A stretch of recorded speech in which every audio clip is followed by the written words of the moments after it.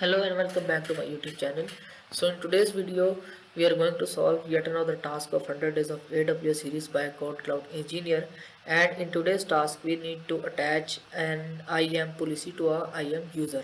So for this, log into AWS console, go to identity and access management and click on policies. So there is a policy name IAM policy gym which we need to attach to a user. So search for the policy. This is the policy. Select the policy and click on action and click on attach, and we need to attach this policy to IAM user gem. Policy is attached, so we can verify. Go to users, click on IAM user gem, and as you can see the policy is attached. So let's verify our task.